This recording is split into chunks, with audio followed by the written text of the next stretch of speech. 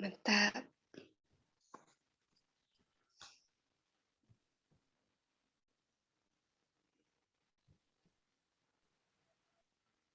Assalamualaikum teman-teman. Waalaikumsalam. Waalaikumsalam, Mukti. Warahmatullahi wabarakatuh. Ayo dimulai diskusinya.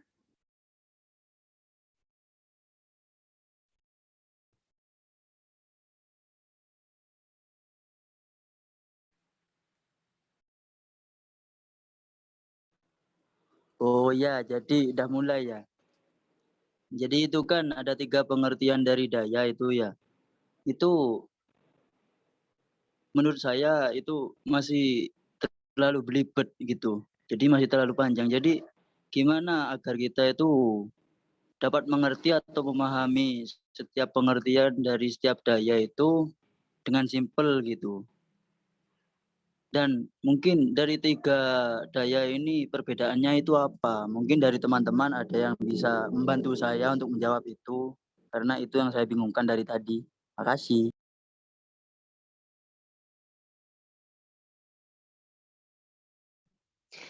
Kalau menurut aku itu bedanya ada di setelah kata terinterpretasikan itu loh. Nah, kalau yang lokusioner itu terinterpretasikannya dari apa? Peran konteks, tutur. Terus kalau yang ilokusioner terinterpretasikannya dari peran dominan konteks. Dan yang terakhir itu terinterpretasikan dari tutur dan konteksnya. Sama bedanya nanti efek yang dihasilkan. Itu sih kalau menurutku. Jadi pokoknya kalau aku nandainya dari kata terinterpretasi sama kata setelah sehingga. Iya nggak sih, gitu nggak sih?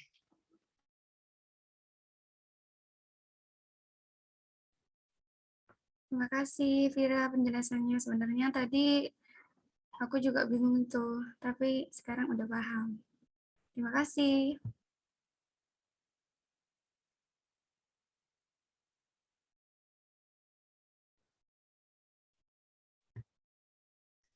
Sama-sama, Ika. Yang ini ada yang paham nggak? Gimana sih ini? Agung kayaknya paham itu. Gimana itu, Mas Agung? Waduh, saya juga pusing lihat tabelnya, Pak. Lihat diagram itu pusing. Aku nggak paham, tidak paham. Grafik apa? Apa gini, Tah? Tutur atau tulis itu segaris lurus dengan konteks lokusioner dan konteks ilokusioner. Terus, nah di sininya nggak tahu nih, nggak paham. Itu sepertinya alurnya mengikuti arah panah itu nanti. Iya. Coba Fir, dijelaskan Fir. Aku nggak ngerti juga ini, beneran. Berarti kalau mengikuti arah panahnya itu daya ilokusioner lebih besar berarti ya, ketimbang dari daya lokusioner itu ya. Mungkin apa tuh dampaknya paling ya? Nah, iya, maksud saya itu dampaknya itu.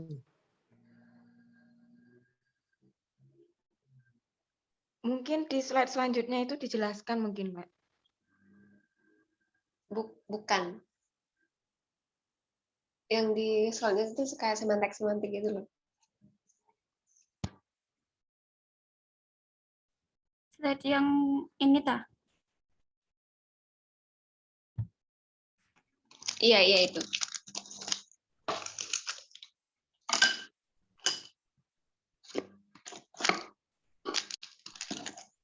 Coba ada yang ini, ada yang memberikan gambaran dan pencerahan bagi yang tidak paham seperti saya sendiri. Makin nggak paham.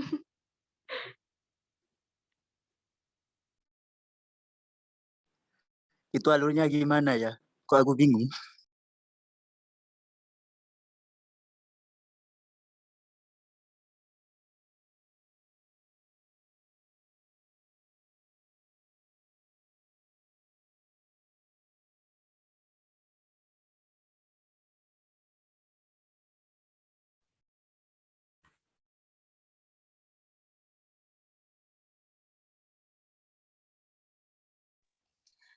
mungkin kita butuh waktu buat cari dan baca-baca referensi terlebih dahulu ya.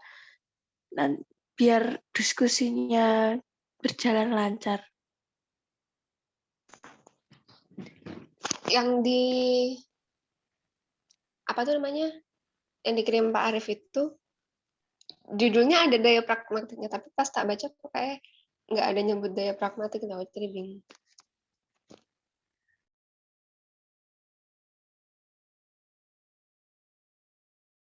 Ya, itu berarti tandanya kita harus mencari lagi yang lain. Share screen-nya masih muncul nggak? Muncul. Masih. Udah buka itu loh. Aku udah buka PDF, muncul.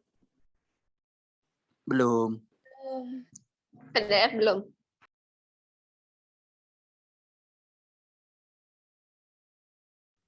Itu dihentikan dulu share screen-nya kalau mau ganti share screen ke PDF. Karena nggak bisa share screen langsung 2.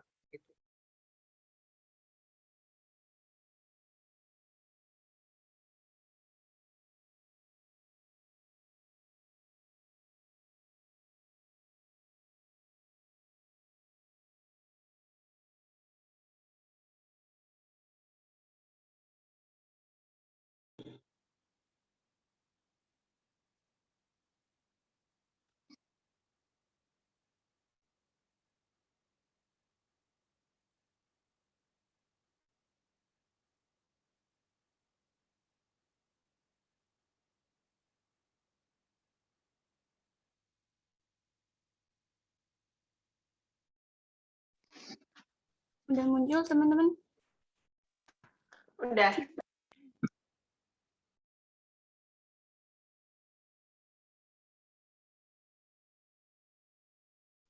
Ini referensi yang dikirim sama Pak Arif teman-teman.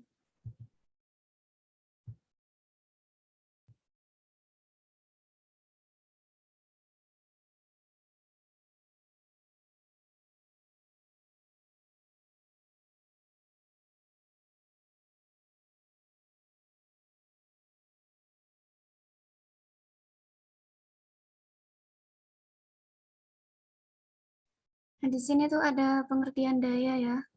Daya pragmatik merupakan kekuatan pesan atau makna tersirat yang terkandung di balik ujaran, yang mampu menggerakkan mitra tuturnya untuk melakukan apa yang dimaksudkan penutur di balik ujaran yang dituturkannya.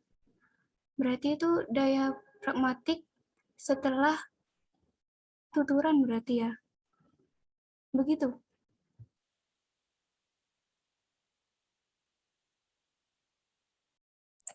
Kalau menurutku tuh ya, daya pragmatik itu seperti kekuatan agar kita tuh bisa menghasilkan tuturan gitu.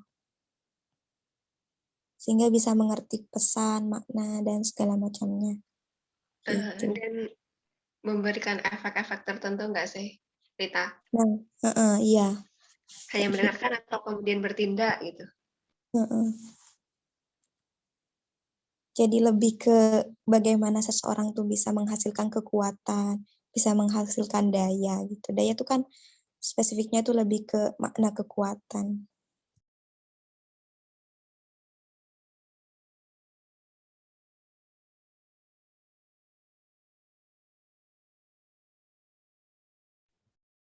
Kalau ini teman-teman, ada yang tahu nggak dari pernyataan ini? Daya elokusi tidak dapat disimpulkan dari kaidah-kaidah tata bahasa, tetapi melalui prinsip-prinsip motivasi seperti prinsip kerjasama. Nah, itu gimana tuh maksudnya?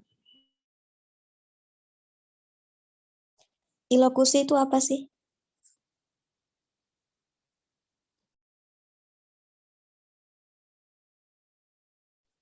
Kalau mau mengartikan makna itu harus ngerti ilokusi itu apa dulu gitu kan? Ya enggak? Ya, betul.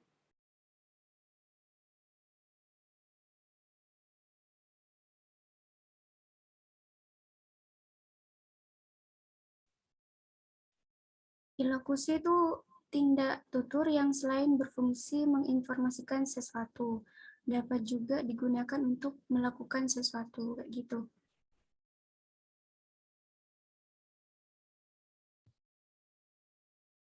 Gimana? Ilokusi adalah tindak tutur yang selain berfungsi menginformasikan sesuatu, dapat juga digunakan untuk melakukan sesuatu.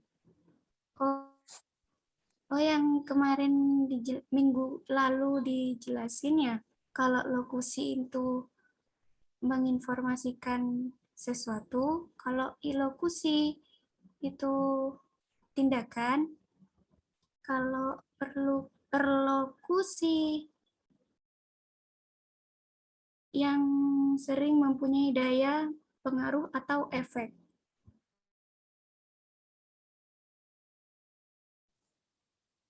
Oh, berarti kemungkinan itu ya. Itu kan daya ilokusi tidak dapat disimpulkan dari kaidah-kaidah tata bahasa, tetapi melalui prinsip-prinsip motivasi seperti prinsip kerjasama. Jadi kalau mau melakukan sesuatu itu tidak hanya melalui tatanan kaidah bahasa saja, tetapi kita itu harus memperhatikan prinsip-prinsipnya terlebih dahulu. Misalkan mau melakukan tindakan marah gitu ya, kita tuh nggak boleh hanya memperhatikan kaidah dari konsep marah saja, tata bahasanya itu seperti apa, gerak-gerakannya itu seperti apa, tapi kita harus melihat dari sumber lain, misalkan dari caranya orang marah seperti apa gitu. Sama halnya kayak bahagia juga, kita tuh harus memperhatikan. Jadi motivasi itu kan seperti dorongan, ajakan gitu ya dari orang lain, sehingga kita tuh bisa menirunya.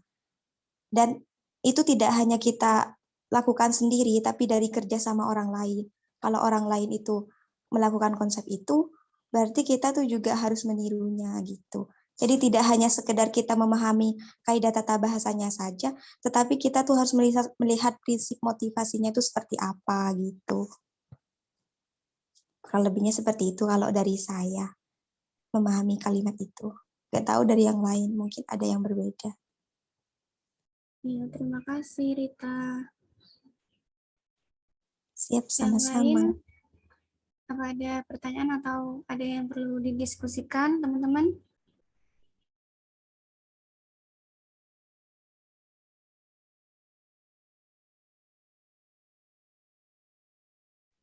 Bagaimana, teman-teman?